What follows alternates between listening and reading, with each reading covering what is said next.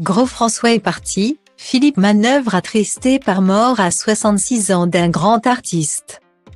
Expert de la musique rock qui en parle avec une passion communicatrice, Philippe Manœuvre a partagé sur son compte Instagram une triste nouvelle.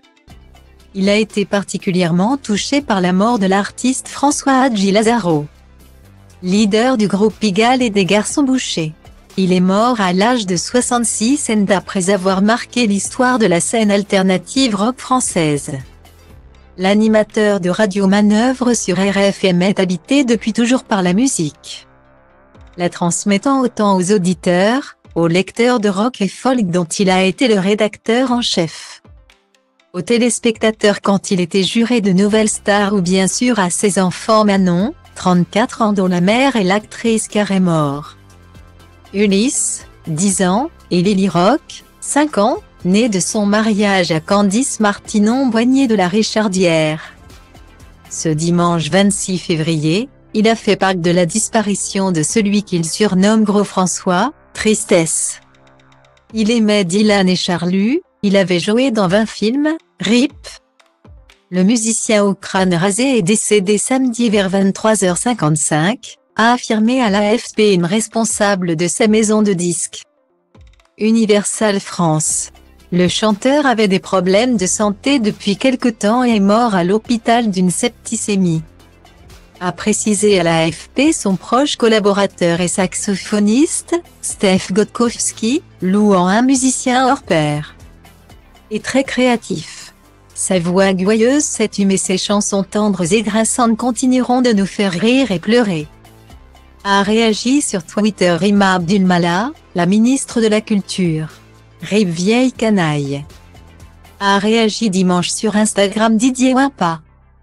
On lui doit le tube des années 1990, dans la salle du bar tabac de la rue des Martyrs. Chronique des rades de la capitale à une époque où, dans les bas-fonds de Paris, on peut encore tout acheter, tout vendre, le meilleur et le pire.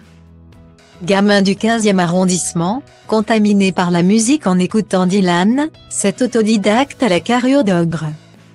Chanteur multi-instrumentiste, parolier et compositeur, maîtrise la guitare, mais aussi le banjo, l'accordéon, le violon, la cornemuse ou la vielle.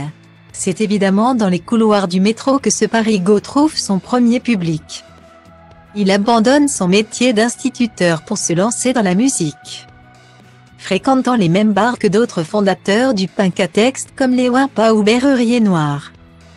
Il racontera sa vision nocturne de la capitale dans les chansons de son groupe Pigalle. Mêlant guitares hurlantes et écriture soignée, sourire et spleen, il fondera également les Garçons Bouchers. Auteur de l'antitube de l'été La Lambada on n'aime pas ça, 1990, et d'une reprise punk de Viens voir les musiciens de Charles Aznavour.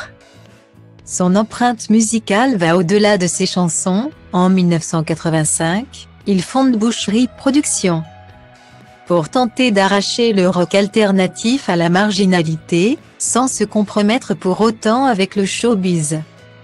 Il s'agissait de l'un des premiers labels indépendants pour les groupes alternatifs qui ne voulaient pas dépendre d'une major, explique Stef Godkowski. Un label qui jouera un rôle important sur la scène alternative parisienne en donnant leur chance à de nombreux artistes émergents. Avant de déposer le bilan en 2001, non sans avoir produit une centaine d'albums et couvé les débuts d'artistes alors balbutiants comme la Mano Negra, dont il publiera en 1988 le premier simple, Laser Zamora, et le premier album, Pachanka. Engagé à gauche, amateur de vin, François Hadji Lazaro s'était aussi lié d'amitié avec l'intellectuel Roland Topor, sortant même un album François des textes Topor. Ses albums solo, plus récents, lorgnent plus du côté de la chanson rock.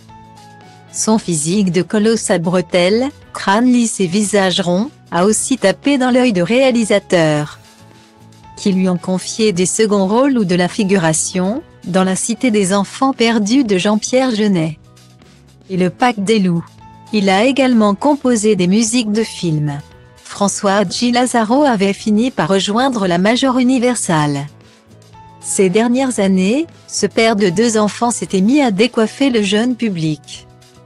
Avec des livres-disques et des spectacles, intitulés notamment Pouet, 2016, et Atchoum, 2018.